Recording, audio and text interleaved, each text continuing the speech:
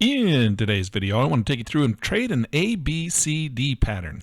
It's my favorite pattern, and it's the pattern you see here on the screen right now. You can see we're long two off of the break, that little pullback, that single red bar. Now, when I got in, this was the green bar that I got in on was actually another red bar, but it turned and started to rally, and that's the first green bar to make a new high after the pullback, after what looks like about a 10-bar rally. 1, 2, 3, 4, 5, 6, 7, 8, 9, 10. So that's pretty common to see, like a 10-bar rally, and then a 2-bar pullback, and then a rally once again. That's our ABCD pattern.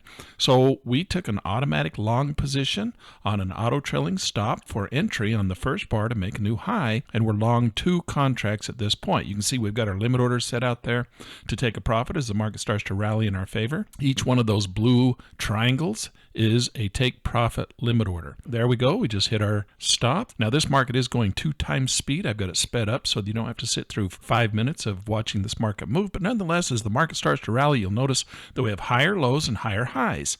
And that's what we're looking for. We want to see a continuation of the market to rally. We have our trailing stop now at this point with a quantity of 1. And I get a little nervous up here. I want to see this market is rallying up there. I want to see it go up and hit my sell 1 limit, take that $167.50 off the table. I'm going to slide it up a little bit tighter as it goes up in there, or waiting for that mark, or hit the 167, and we hit the 167 at this point. So that was a nice little trade, a little over $200 as we went through this ABCD pattern in the futures market on the mini Dow.